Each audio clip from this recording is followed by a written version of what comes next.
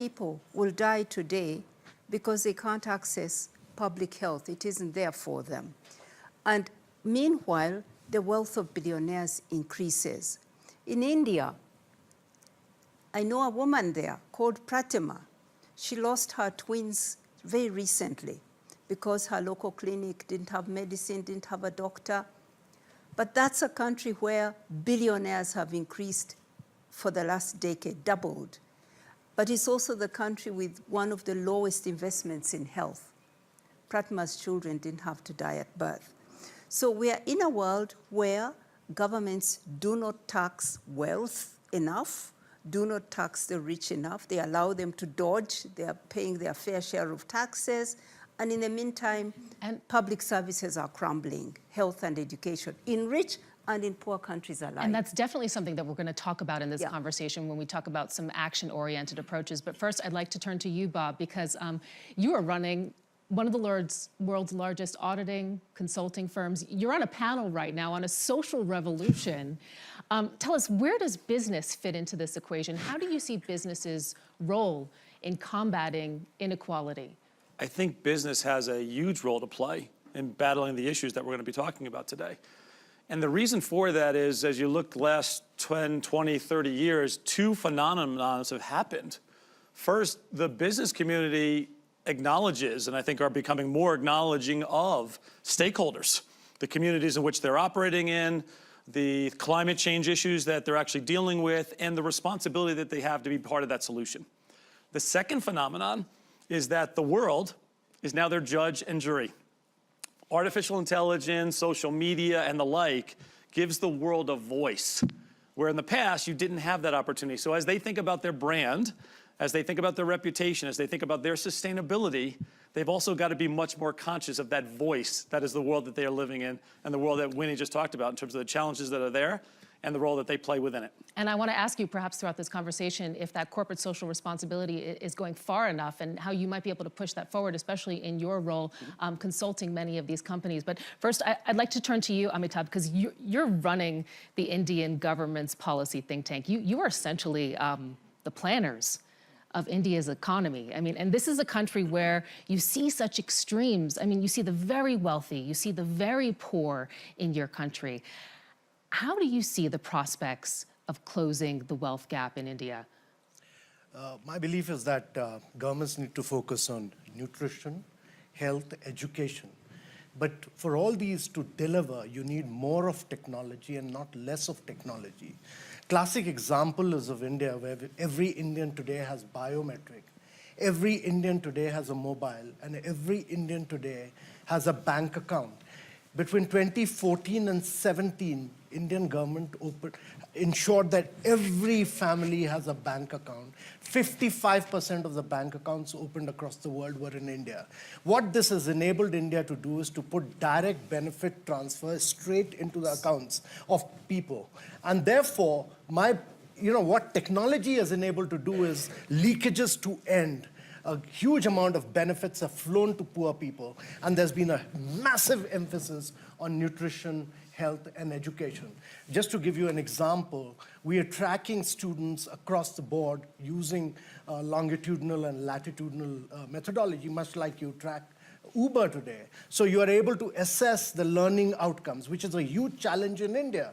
Learning outcomes, and you're able to focus on students who are performing weakly in maths or physics. And similarly, on the health, we've rolled out the biggest scheme called the Ayushman Bharat, where we've linked up 150,000 primary healthcare centers with the district hospitals where specialists are available, and they're all linked digitally. But close to 500 million Indians today have been provided health insurance care, which is more than the population of USA, Europe, and Mexico put together. So my belief is governments must focus on nutrition, health, and education, use more of technology. That is what is going to be the differentiator between making people living below the poverty line, cross poverty lines. Oxfam's methodology is questionable, but my belief is highly questionable, but they have a very major point that governments must focus on It's issues which will make a radical difference And- to people below poverty. And to your point, just to point out for our viewers, in fact, Oxfam recently said that inequality is increasing in your country. Something like more than 70% of the population, 70% of the wealth is owned by 1% of the population. So perhaps we can talk a little bit more in the conversation about how we leverage that. Winnie, I can see you want to jump in here, but first I'm going to go to Hillary because she hasn't had an opportunity to talk yet. And Hillary, you actually wrote the article from which we got our title today, A Fourth Social Revolution. It's a topic that you've really been focusing on also when you're working with families who are reliant on social benefits. What inspired you to take on this cause? And what is a fourth social revolution? What's the vision? So I think I work in communities. I've worked in communities across the world, but the last 10 years in the UK with many, many people for whom it's really obvious that the brilliant welfare systems that we designed after the Second World War no longer work because they have health conditions which can't be met, because we've got aging populations, because the world of work is changing so fast. What's really clear is that in every industrial revolution, we have a social revolution. And actually, what's also really important to Winnie's point is that there is always a moment with every industrial revolution where inequality grows, where there's a financial bubble and there's trouble. I mean, we had the huge recession of the 1930s. And then what happens is that we have to design a social revolution. Because without that, this is not just an argument about how corporates should do good. Without the social revolution, in fact, the industrial revolution keeps misfiring. We can't make the transition to the new economy. We don't have healthy, skilled workforce. We don't have consumers earning at the level that can demand the goods of the next industrial revolution. But I think also the critical point, which is why I'm so glad we're debating this today, is that this does not happen by accident. It happens by design, and it needs different sectors to come together, communities, corporate sector, government. The state also has a really critical role to play in designing the new architecture, because without that, others can't come in. And that's why we really need to, we need to think about it, and then I hope we can move to this. We need to roll up our sleeves, and we need to get going on designing that architecture so we can make the transition. And Subi, I'm curious to hear if you agree with Hillary's assessment, because as an academic, you also have this historical perspective on the trends currently at play right now in the current ecosystem. And you know, typically, when you have seen advancements in technology, you've also seen advancements in prosperity, advancements in health. I mean, is that the track that you see us on right now? And if not, how do we get there? So, good morning, everybody, and thank you. Sarah, you know, I think the moment is a tale of two cities, right? The best of times and the worst of times. And we've seen some of the contrasting facts, all of which are true. And they may even relate to one time and place, India today. But that's just a microcosm for the world at large. And Hillary's point about the institutions that got us here seem to be quite fragile. That's why we meet in Davos. That's why we have these conversations, because institutions are social innovations. They are social technologies. And we're trying to innovate those social technologies as well. And Hillary is very, very right. I quite agree with the points that she's made. My own sense on this, Sarah, is that technology is an incredible boon. Incredible. From our eyeglasses to the shuttles that we take to come here, let alone AGI or something like this. So I don't think we can, I mean, technology is a tool and a method or technique, lean manufacturing. Lean manufacturing is a technology. It's incredible. And what does technology give us? Productivity, protection, pleasure, power, and today even personhood. The biometric system that he talks about in India makes people respected, identified. So technology is an incredible thing. Second point, it's dual use. It's always been dual use. All technology is dual use. But how do you see the impact on inequality? So Yeah. the question then is, how would we use the technologies? Not whether technology is good or bad. Don't forget, Sarah, society itself, we talk about social revolution, society itself is a technology. It's a technology to manage our interdependence. So how we use technology is the big thing. And if you look at the countries with the highest well-being, usually it's the Nordic countries. They are among the highest adopters and developers of technology. So the problem is not technology. Inequality is not high in the Nordic region. We know that, if we believe the statistics. So let's talk more about, so why does that happen, and why is the Nordic situation not reproduced in other places? And there again, government and business and civil society, we need all of these voices. Absolutely, and so let's get those voices acting right now, because one of the conversations that's come up this week here at the World Economic Forum is on a sort of new type of capitalism. And Bob, with your connections to big business, perhaps I can start with you. What do you see as capitalism's excesses, and what opportunities do you see to sort of get it on the right track in order to deal with the inequality that we are facing in the fourth industrial revolution? So I think as you look at what we've experienced and the outcomes that have come from it, it's clear that we have had a tremendous amount of benefit, but we've left a lot of people behind. And again, that's something of a theme that we've had here in Davos. You think about billions of people that have come out of poverty, but that's done nothing for the people that are still in poverty. And as I said earlier, that social media aspect actually gives a tremendous amount of transparency to that, and creates a tremendous amount of opportunity to voice the frustration. So the question becomes, what does business, government, and the local communities do about it? The business community sees, I think, three opportunities. One is, how do I help governments actually create the infrastructure to allow for technology to enable connectivity and accessibility to information, to trade, to education, to healthcare, nutrition, and the like, as was said earlier in the panel. The second thing is, how can I actually leverage those platforms to deliver those goods and services so they're accessible to even those that are in the poverty levels and the like, more effectively, more efficiently, with quicker and better access. But I want to come at it the other way, which is, how do we actually leverage technology to make sure that people have opportunity for jobs, as well as opportunity to retain jobs and be fit for purpose as you look forward? And this goes back to, what are we doing in the education system to actually skill the people of the future and the people of today to say, are we fit for purpose? Is that the responsibility of the corporations or of the governments? Well, that's where I was going to go, because the reality is, when you look at the education systems in the world, they're not moving fast enough to change. What's happening is the business community is saying, you know what, I need to do something. In a recent survey that we just did of the CEOs, we do it every year here at Davos, 46% of the people that we surveyed, the CEOs said, I can't find the right skills, therefore I've got to do something about it. And they're actually going after reskilling and putting programs in place to do that, as well as then work with the local community leaders to dedicate time, money, and resource to help educate, and work together with those local teachers. But then go to those teachers, those deans, those presidents, and school leaders in the local communities and wherever to actually change the curriculum. So education, a very important factor for reasons which you have just illustrated. But the reality is that the economy is not working for enough people, as you've also highlighted. And one of the ideas that has come up in this idea of new capitalism is a universal basic income. Our audience here, you've been weighing in on this, and in fact, we see here that 61% of you do not support a universal basic income. This would be essentially a minimum wage for people who might be displaced. It turns out that the majority of our panel also doesn't agree with it. And Winnie, I'd just like you to perhaps weigh in, because you've called for a more human-centered economy, an economy which values people over profits. How do you see us getting there?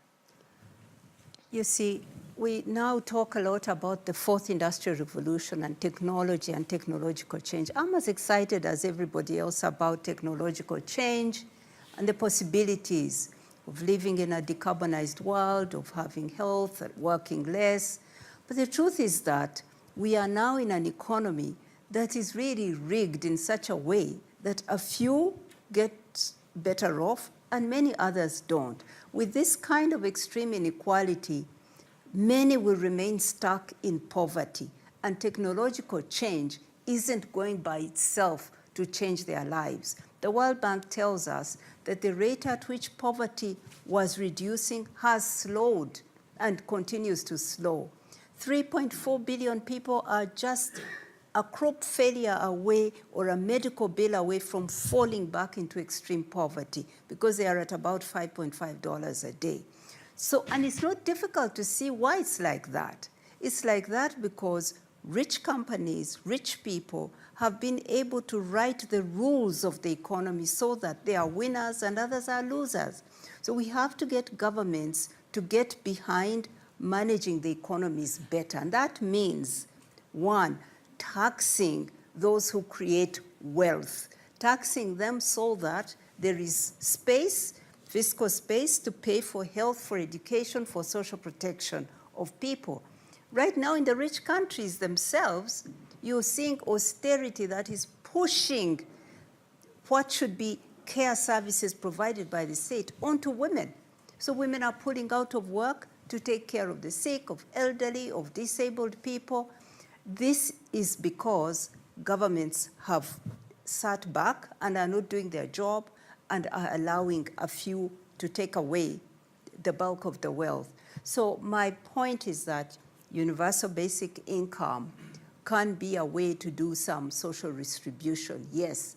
But ultimately, what we need is that wealth is generated in such a way that most people participate in its generation, in production, and also have time to have leisure. Absolutely. I see a lot of hands, but first I want to get to Amitabh just really quickly, because he's our policymaker on the panel. Is that something that you have in mind when you're making policy in India? I mean, do you envision more of a state-steered capitalism where you do have a higher tax rate, for example, for the wealthy in your country? Or what is your vision for India? You need a series of policy measures. One of the key things, to my mind, is to ensure that resources flow far more efficiently to make an impact to the lives of people living below poverty line. And technology today enables you to do that. India used to be a very highly inefficient country. Only 15% of the resources meant for the poor used to reach them. Through the direct benefit transfer, which we now do using the biometric methodology, money goes straight into the bank account, because you've opened bank accounts for poor people, straight into the bank account. 70% of them have been opened in the names of women in India, go straight into their bank account. And therefore, leakages, what technology is enabled is biometric is enabled, mobile telephony is enabled, that leakages vanish from India. They've completely vanished in 500 schemes of India where money goes straight into the bank accounts. But let's talk about tax, though. See, I'm not a great believer that excessive degree of tax creates huge amount of distortions. I'm a great believer that Oxfam loves, fancies, and idolizes poverty. I think they're trying to. My belief is, to a great extent, my belief is that you need to put a huge, massive difference to the lives of people through education, through health, through nutrition. Now, how do you make an impact? You make an impact through technology. But in terms of tracking women. If 1 in 2 women are anemic, how do you do this? You track. We are doing an aspirational district program where we are actually tracking the performance of 115 backward districts of India through 49 indicators of health, education, and nutrition. Create a sense of competition amongst them. If you create a sense of competition, all of them are competing. You're putting their ranking in public domain. Good governance becomes good politics. And you are naming and shaming those who are not performing well. So what you are actually doing is putting the resources in a far more efficient manner through technology. Hillary, I'm going to give you a chance to respond. Winnie will get you. Yeah, I mean, I have so much to say, I'm not quite sure where to come in on, but all of us want to jump in. I know, but one thing I want to say is that I actually also want to move the conversation up a level, because for me, the concept of the fourth social revolution is about flourishing for all. So I really take Winnie's points about inequality, but I also think it's, we're here because, WEF is committed to improving the state of the world. And what I want to say is that at the moment, this world is not functioning for anybody, actually. We have problems of huge inequality, but at the affluent end, we also have huge challenges of stress, of chronic conditions. The point is that things are not working and that we're at this kind of very, very difficult moment. And so I'm not really interested in conversations that are about, we've got these health systems, how can we get a few more people into them? I'm interested in a conversation which is that actually these systems are not working and that we cannot keep having this conversation about how we get a few more people with the exam certificates. You're talking about this, Bob. We need a different form of learning. We need a system that is based around core capabilities for absolutely everybody in this century to flourish and take part. And, you know, around learning, around being part of community, of having the relationships, because, you know, one of the key points that Winnie is addressing is inequality, but inequality is not just about money, it's about who you know more and more. You know, your path to good education, to a good job is relational. And these are things that the current systems can't even see. Your technology is not even going to measure that. We have to have a fundamental revolution. Bob, weigh in. If I can, you asked the question of Winnie around the taxation system, and obviously having spent a little bit of time in that space for us, it is clear that the taxation systems that we have had in place are old, outdated, and not fit for this future. Mm-hmm. And the reality is the governments that have set them up, A, for protectionism in terms of how to incent people to actually come to their countries and operate within their countries, and second, basically being for what I'll call the third revolution, not the fourth. So as we step back, we actually have to rethink. You mean everybody's desperate to pay more taxes, but the systems aren't there, so they can't? No. The reality is That's we want great. to pay our fair share of taxes, but the reality is the tax laws and regulations that we have today are absolutely antiquated and not fit for the multiple stakeholders that we have to actually focus on as we've created them from way back when. Bob, you're right, and I'm hopeful when I hear a CEO of a business saying this, admitting that we have a tax system that's full of loopholes, that's not fit for purpose for a digital economy.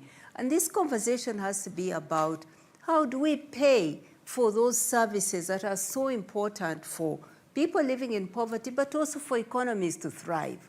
You can't have a thriving economy without healthy people, well-educated workforce, rule of law, infrastructure, and all these we have to pay them with tax. And my point is the role of governments here. Because in 1970, the top income tax rate was around 62%. Today, 2013, it was down to about 38%. In poor countries, it's even as low as 20%.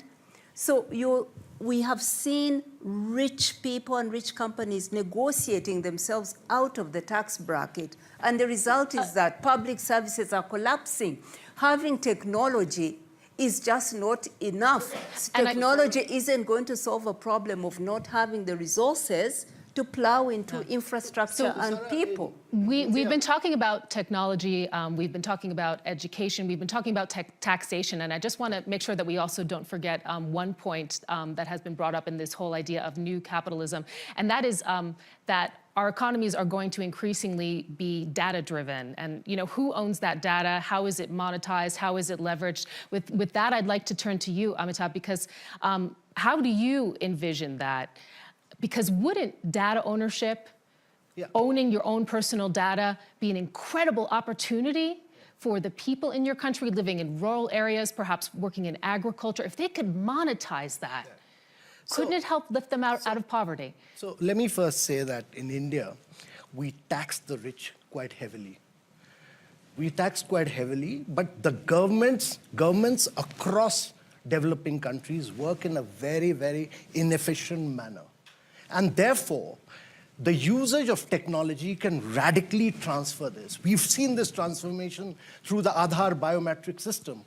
We've seen this happening by monitoring learning outcomes. We've seen this happening through digital methodology of tracking all 49 indicators and creating a huge sense of competition on a real-time data basis. That is what is needed. Real-time tracking of every single anemic woman, real-time tracking of every single stunted children. This is what is required today. So it's efficiency, it's better governance, it's better focus on nutrition, education, and health, and putting resources into digital connectivity between the primary health centers and the district hospitals. Let us not, so my belief is that you need more of technology, not less of technology to transform. But how to make the gap between how that benefits, though, the people? If you efficiently use technology, you really transform in a very basic manner the lives of citizens, because you're monitoring, you're ensuring better implementation, you're doing away with more leakages, and so on. But let me come back to your basic issue about data. But your government will ultimately control that data, no? No, so data, to my mind, data is the data of the individual citizens. That is the data the data belongs to you and me, not to the government. And we need to create a data marketplace for individuals to work on. Thank you for clarifying. And that's my belief, that data, it does not belong to the government, like it doesn't belong, to my view, Google and Facebook. In China, it shouldn't belong to Tencent and Alibaba. In India, the data, but India has created a very different model from the Western world or the Chinese world. We have created public entities who are responsible. So Aadhaar is a public entity. GST is a public entity of data of taxes. Ayushman Bharat is a public entity of health data. Data belongs to the individual, but we've allowed data to go out into the marketplaces where private sector can come and innovate, where academicians and research can come and innovate and do more intellectual work around data. But data belongs to individuals and not to governments and not to private entities. Subi, weigh in. So my sense is there's a lot of talk about the government, and I think government is really important, but if we look at trust in government has been declining. Despite all of, now it would have declined even more if the government hadn't been doing the kinds of things that Amitabh was talking about. So let's be clear on the counterfactual. Going back to the point, inequality is not the issue. It's concentration. Height differences are... What's the difference? Height differences are highly unequal. We don't go and say, let's control height inequality, let's reduce that, right? Or weight inequality. It is concentration of wealth that leads to concentration of power, and how that power is used, whether by government or by wealthy companies or individuals. And when it is misused, that's when trust goes down. My big point is that government requires enterprises to step in. This challenge that we face in this century, the 21st century, has to involve enterprises enabling and engaging. And there are three challenges, Sarah. One is what I call the aspiration challenge. A second is the adjustment challenge. And the third is the authority challenge. The aspiration challenge is, what are we going to use technology for? We are moving from an economy focused on output to an economy that should focus on outcomes. The outcomes we care about are fairness, well-being, expanded humanity. If we are not able to make that transition, we will not trust technology. Let me just finish. The adjustment challenge is really about how do we take this human capital, both within firms and outside firms, the youth, women, elderly workers, and of course, the others who may not be included already in the market economy.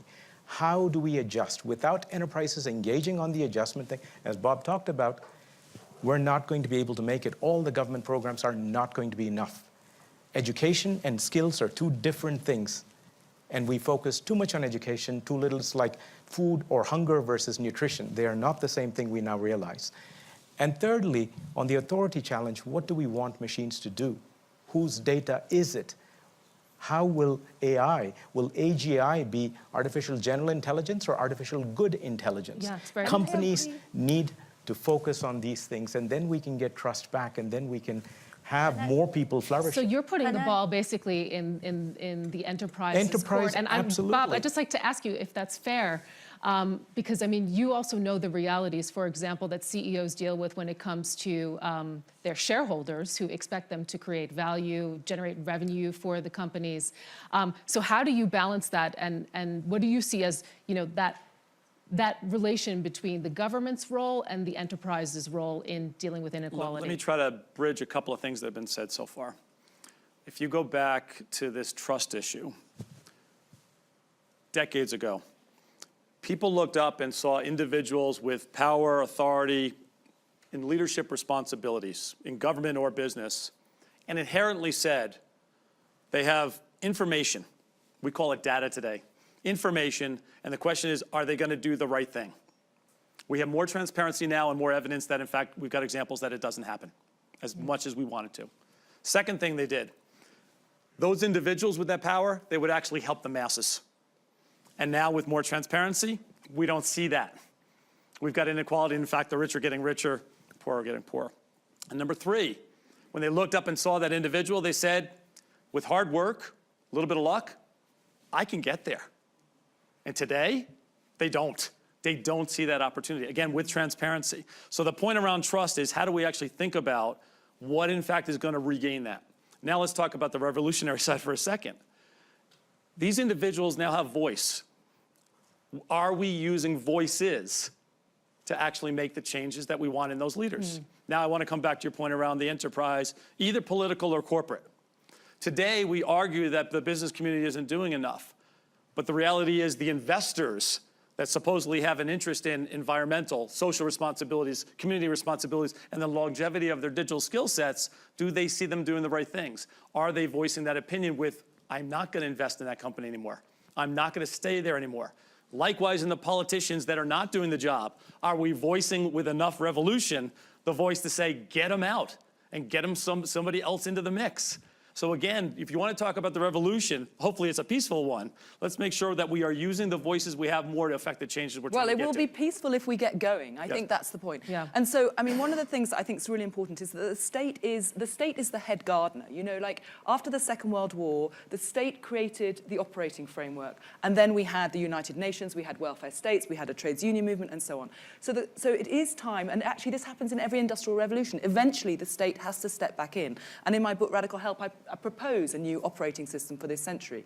And as you know, Sarah, my work is to actually build these new systems. I mean, that's my day job, is actually creating new welfare systems.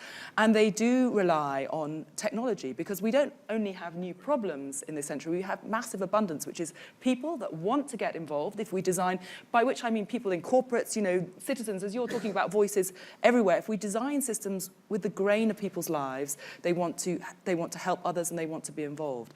And so in the work I do, I use technology actually to subvert, in a peaceful way, the way that we're currently thinking about how we find work, how we support people with chronic conditions, how we challenge issues such as demographic challenges, aging, migration, What are the and so lessons on. learned from that can then be taken away, from people who are doing their own work, perhaps here?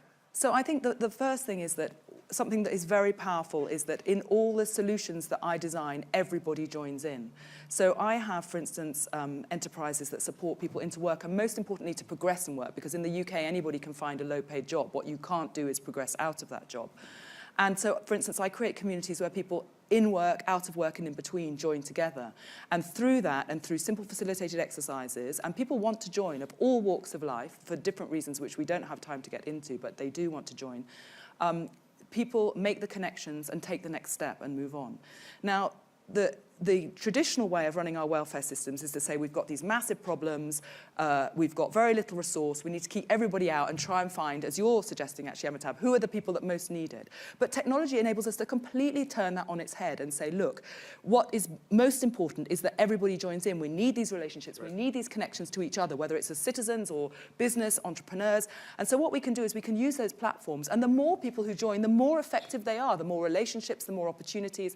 So for instance, with an employment service, I can have a small team of 4. I can use existing technology, mobile phones, CRM systems, a community of 2,000 people in each place. It costs 1/5 of any existing approach and is 6 times as successful. So this is the kind of way we can think, but not using technology. I do have to disagree with you a bit, Amitabh, well, on quite a few things, but I think that what we can't do is use technology to underpin the existing systems. It's not about further efficiency. It's about thinking about how do we radically transform now so everybody in, and that is the social revolution I'm talking about. Let's talk a little bit more about that revolution. Winnie, I want to get to you in just a second, but Amitabh, first respond to Hillary's point there, because we are talking about a revolution here. So, perhaps we can all say how we get there. Yeah. So my belief is that let's not damn growth. Growth is important. China has been able to lift very vast segments of population above the poverty line with growth. In India, we've lifted 250 million people because we've grown consistently with growth and with technology.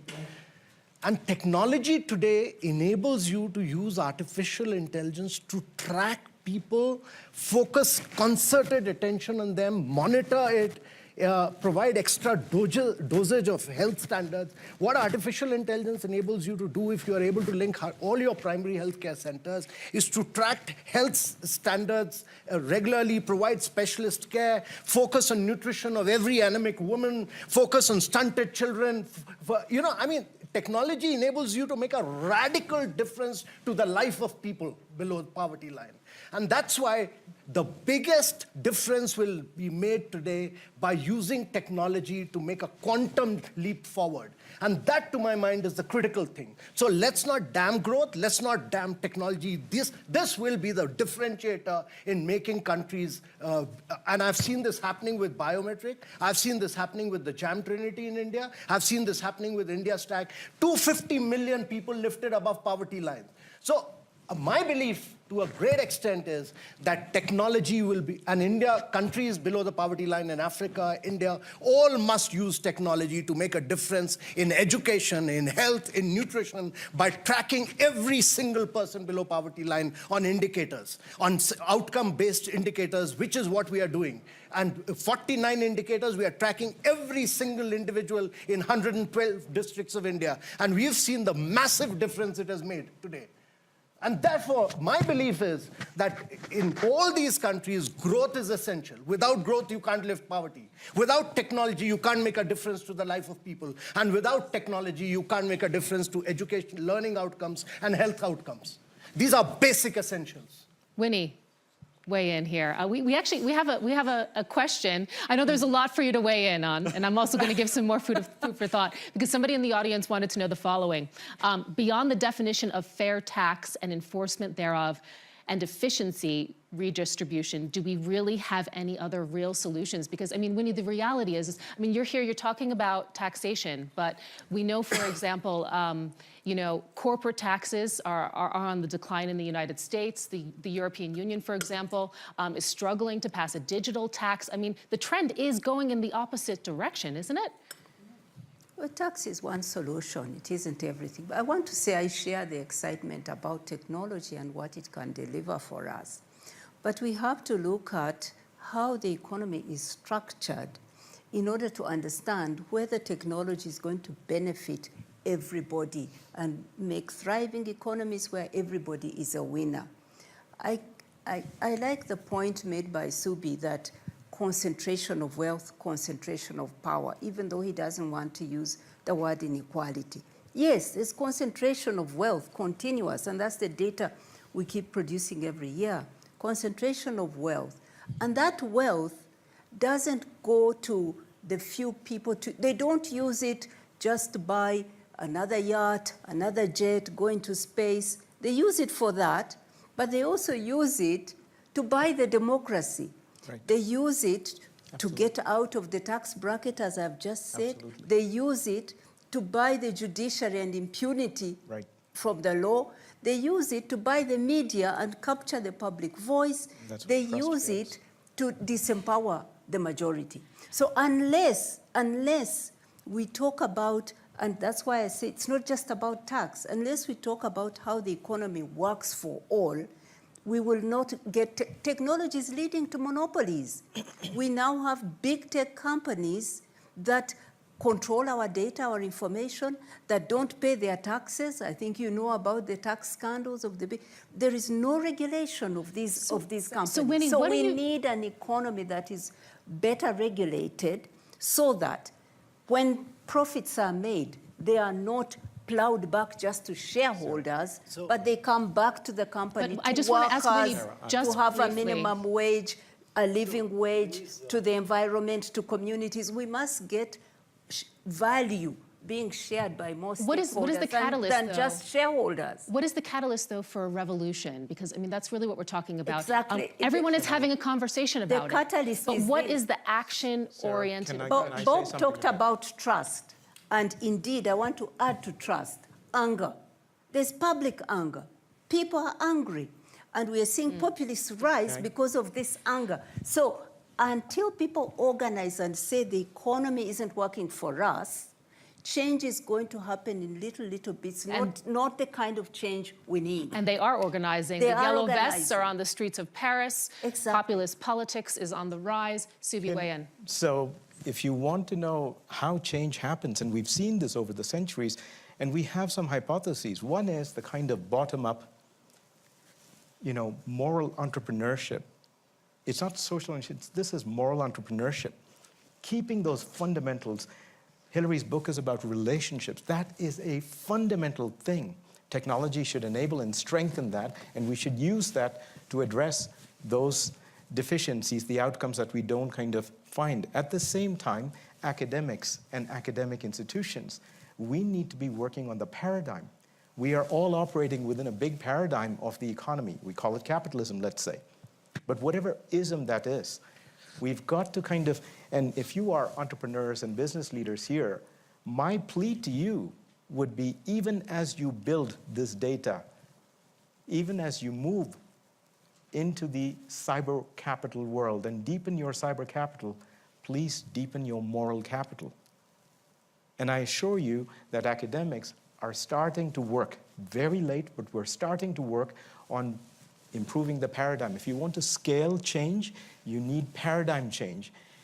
Of course, we learn from practice. We learn from what individuals are doing, both in the private sector, in the civil society, in the public sector, but we need this moral capital to complement cyber capital.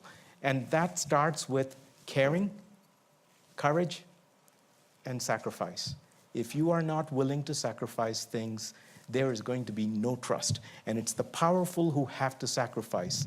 It is the big enterprises. They cannot be waiting for the shareholders. No, Bob runs a huge firm. He can persuade his partners, and he has to put his career on the line. I'm doing research, which may not be, I'm a strategy professor. I do research on moral capitalism. I work with philosophers. Now, I have tenure, so it's much easier. But in one sense, we all have to step forward and sacrifice. Otherwise, we're not going to go into this flourishing world. We can do it. It's absolutely possible. And to your point, I mean, there are stakeholders in the room here. There are people who can influence change. So Hillary, let me turn to you. What do you see as the catalyst to inspire this social revolution? We've talked about the fact that there is this feeling of disenfranchisement among many. Also here at the World Economic Forum, we've been hearing all this week that the economic outlook is not as rosy as it was in the past years. What do you see potentially on the horizon to get this change going? Well, okay, firstly, I just want to say about the tax question, let's not reduce it to that, because the reason I do my work is because I work with communities where the existing welfare systems, and by the way, this is not just in the UK, it's also in Denmark. I mean, you talked about the Nordic model, where people are trapped in those systems and their lives aren't changing. So it isn't just about finding money to fund old models, it is about changing the model. So with that starting point, nothing changes without a vision. And actually, I think the vision has to be positive. We don't join something that is about, I don't know, kind of losing something. And we need, I mean, the biggest challenge, of course, is the environment. We need something that is organized around a smart green revolution, which we know will create jobs, which will create different standards of living. So we have to have a big vision. We have to paint it in a way that everybody can feel, they can see themselves as part of that story, whether in my community in Peckham in South London or whether at the board of PwC. This has to be a big story. And then we have to think about what are the practical steps we need to get there. And I posit a capability framework. But what I'd also like to say is that this work is everywhere. Everywhere I go in the world, I see work that is already in the new paradigm. But the problem is, it's marginal at the moment. It's struggling for resource, it's not well funded. We've also had a big conversation here at Davos about metrics. It doesn't fit existing metrics. But we could move very, very fast by, as I say, having a simple operating system and then funding and supporting everything that is marginal. And that's what's happened in the last industrial revolution.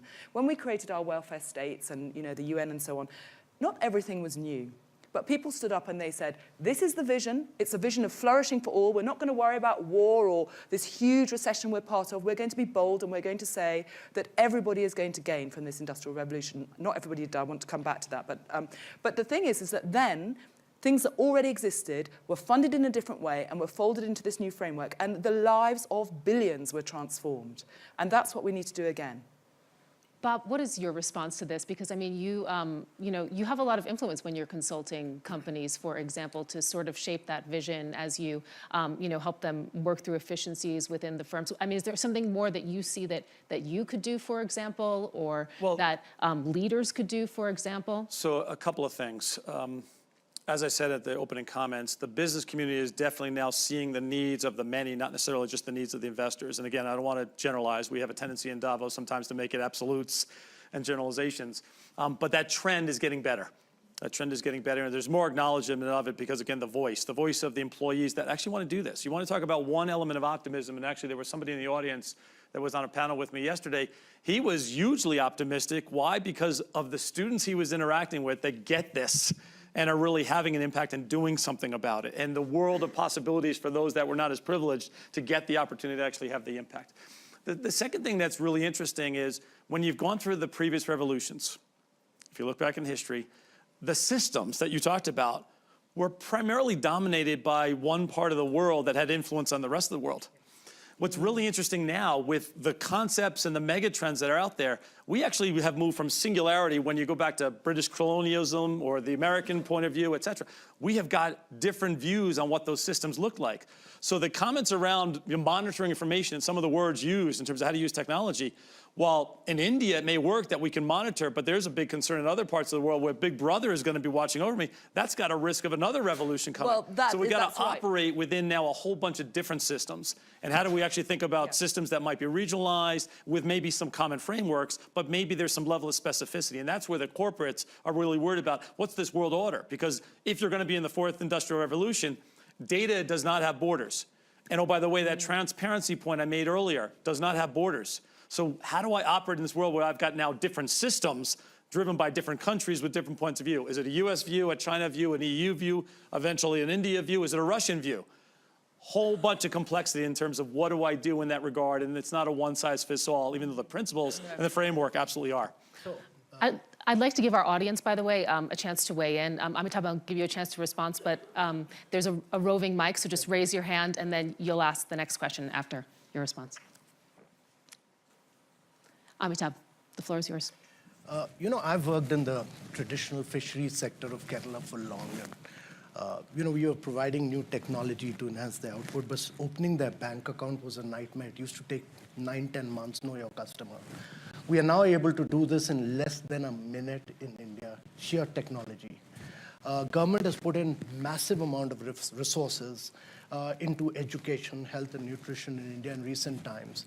The only difference now and then was that earlier you could not track very efficiently. Now, technologically, you can track on a real-time basis and put out data in public domain. So Oxfam or anybody else can question whether it's efficiently being implemented, whether someone is going below the poverty line or else. And similar thing with nutrition. My personal belief, working for long working with self-help groups for women, by working in rural areas and fisheries sector, is that you need government to put more emphasis, increasingly huge resources into education, health, and nutrition. And those are sectors which make a difference to the lives of people. But governments, by and large, across developing world, implement programs in a very, very inefficient manner. There are massive leakages in these programs across the board. And what has enabled today, technology has enabled that you can do direct benefit transfer straight into the bank accounts of individuals. So the money goes into the individual's hand, and he has access to resources, and you can then monitor and track the growth and progress of that individual. Okay. Our first question. Please stand up and ask your question. Okay, thank you very much. My name is Paul Okumu with the Africa Platform, based in Nairobi. Just quickly to just slow count a little bit. Technology, just like money, is a tool. It doesn't change anything. It's people who do. So if the models and the people don't change, it doesn't matter what technology is capable of doing. So let's be careful about idolizing the power of technology if the hearts and the minds of people are not willing to change.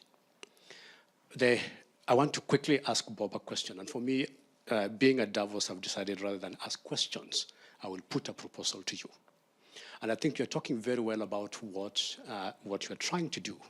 But your company works differently. The biggest challenge we have right now is how the big four audit firms behave. Their model of accounting still puts companies under the same old pressure that we used to have in the 80s, and they have been unwilling and very reluctant to come up with very robust models of reporting and auditing that moves companies forward. And I'm just wondering, if you look, for example, at what KPMG did in South Africa, you almost brought down the South African economy because of how you keep on reporting. And I am willing to join you, and I will be in your office on Monday. If you are ready to personally say, you know what, I think we are going to begin by ourselves. We can look at other businesses, but we'll begin with ourselves. And I think those of us who are in the Big Four have a responsibility to change the reporting model to make the companies much more robust. And for you, Winnie, I really appreciate what you do, and I join you within the civil society or what you do that. I just have one little discouragement which I have experienced, and maybe you probably do. The businesses and companies merged a long time ago. The conversation we have that somehow there's a line between corporations and governments is one that has become so blurred that maybe as civil society, we need to rethink where we direct our energies. So Bob, first, I'll give you the chance to respond, please briefly. Yeah, look, there is a tremendous amount of lessons learned in terms of those that are either advising or providing assurances to the public. And I agree that the professional services firms like the Big Four have significant change to make themselves. We have to actually do two things. One is to make sure that we're really clear in terms of the financial reporting and where that responsibility lies between management, governance, the auditors, et cetera. Agree with that responsibility. We have to increase the standards. But the reality is the expectation gap. The public wants more than the regulations require today. So we actually have to work together to actually take that issue on, and I'm happy to do that. That's what I think is happening in other places in the world. Not so much in Africa at this point in time, but I think there's an opportunity to go after that. Yeah, but Great. I'm going to have a challenge now for our panel because we said that we wanted an action-oriented panel. And I'd like to ask you, over the next year, if you could see one thing happening that would really catalyze meaningful social change on this issue of inequality, what would it be? The challenge is, can you do it in 2 sentences or less? Because we're nearly out of time. Hillary, I'll begin with you. Yes, I would like people to help me build a new form of worker organization, a new worker collaborative. We need a different compact between workers and employers that brings that sort of all the financial architecture that doesn't work to find housing, to kind of reskill. We need to build something that is completely different, to which every worker is a part and is connected. And this would be the most important stepping stone to moving forward the fourth social revolution. And here we can make it happen. So if you can help me, please come and talk to me afterwards. Subi. So I'd love to invite you to think about 3 C's: competence, character, contradictions. Please, 1 year from now, when we come back and we see one another, I'd love to see the ratio of character to competence improve. As leaders, as entrepreneurs, as academics, let's engage our character more. Character means caring. Character means sacrifice. Character means putting others before yourself, even when that hurts you. And contradictions, yes, the world is full of contradictions. Let's embrace them. It is a messy world, and we will often be in second best, not first best. Let's just avoid third best. It's okay. We are doing quite well. I'm optimistic. Amitabh. Focus on nutrition and health. Just one thing. Nutrition and health will make all the difference in the world in developing countries. Bob. A hard thing to do, I'll go back to what China and India has done, is create that infrastructure for connectivity, and then we can write the rules and change the system. The soft thing to do, we need to talk more about compromise. We need to talk more about what we're doing, but equally as important, why we're doing it and the impact it's having. We don't talk enough about that stuff. Winnie, inequality, this is your topic. I'd like to give you the last word here today. thank you so much. We need to look at the rules and rewrite them so that the opportunities of technology can come to everybody. I think the world this year, if they could get behind rewriting the global tax rules, that would be a good beginning. Because if we close those loopholes, developing countries can have $170 billion that today goes through their borders and sits in tax havens. They could have that. And if governments could get behind paying for health and education for all people and not to duck collecting taxes, but start giving everybody health, every child to be in a classroom. I think that would get us into the fourth industrial revolution in a way that everybody benefits and not just a few. I'd like to very much thank our panel for all of their insights, all of their participation today. You have been watching the fourth social revolution, our debate here at the World Economic Forum. This has been the Deutsche Welle debate. I'm Sarah Kelly in Davos, Switzerland. Thank you very much for joining us. Thank you. Amitabh, thank you. That was a good debate.